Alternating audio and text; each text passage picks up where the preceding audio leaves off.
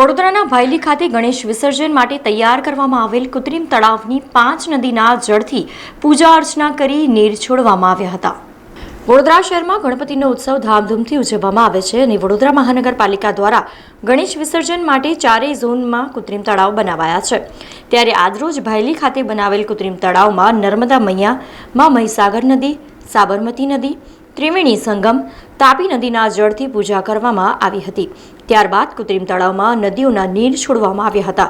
જે પ્રસંગે નવી પાણીની ટાંકી પાસે ભાયલી ખાતે બનાવેલા કૃત્રિમ તળાવમાં ભાજપ શહેર પ્રમુખ doctor Vijay Shah, ward number 10ના councillor ઉમંગ બ્રહ્મભટ્ટ, અવનીબેન સ્ટેમ્પવાળા, વોર્ડ પ્રમુખ વસંત પટેલ, કાર્યકર્તા નારાયણ રાજપૂત સહિત ભાજપના કાર્યકર્તાઓ ઉપસ્થિત રહ્યા હતા। વડોદરા મહાનગરપાલિકા દ્વારા વડોદરા શહેરના અલગ અલગ વિસ્તારોમાં કૃત્રિમ તળાવ બનાવવામાં આવ્યા છે। એ જ પ્રમાણે આ ભાયલી વિસ્તાર પશ્ચિમ વિસ્તાર છે અને અહીંયા મોટી સંખ્યામાં લોકોનો વસવાટ થઈ રહ્યો છે, ત્યારે અહીંયા પણ કૃત્રિમ તળાવનું આયોજન કરવામાં આવ્યું છે। અમારા પાર્ટીના કાર્યકર્તા નારાયણભાઈ રાજપૂત એટલે કે સદ્દામના મારફતે એક નવો વિચાર મૂકવામાં આવ્યો છે। આજુબાજુની જે નદીઓ છે એ નદીઓના પાણી અહીંયા આગળ કૃત્રિમ તળાવમાં પૂરવામાં આવ્યા છે, જેને કારણે જ્યારે ગણપતિ દાદાનું વિસર્જન થાય ત્યારે વિસર્જન વખતે પણ એમનામાં એક ભાવના અને ભક્તિનું વાતાવરણ બની રહે। સાબરમતી નદી છે, મહી નદી છે, નર્મદા નદી છે, તાપી નદી છે, એના પાણીનું અહીંયા સંગમ કરવાનો પ્રયત્ન કરવામાં આવ્યો છે।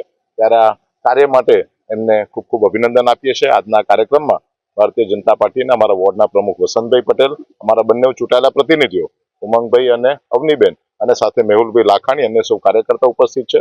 ભગવાનની ભક્તિ કરી, પૂજન કરી અને આજે આ નીર અર્પણ એટલા માટે કરીએ છીએ કે ગણપતિ વિસર્જન દરમિયાન પણ કોઈ પણ પ્રકારનો ખરાબ અને અનિચ્છનીય બનાવ ન બને। વડોદરા શહેરના કહાર સમાજના 20 થી વધારે યુવાનો આજે આ કામમાં લાગ્યા છે અને નિઃશુલ્ક સેવા આપી રહ્યા છે, ત્યારે એમને પણ ખૂબ ખૂબ અભિનંદન આપું છું। સમાચારોના સતત અપડેટ માટે TNN ન્યૂઝને YouTube પર સબસ્ક્રાઇબ કરી બેલ આઇકોન પ્રેસ કરો અને અમારી સાથે જોડાયેલા રહો Facebook, Instagram અને Twitter ઉપર।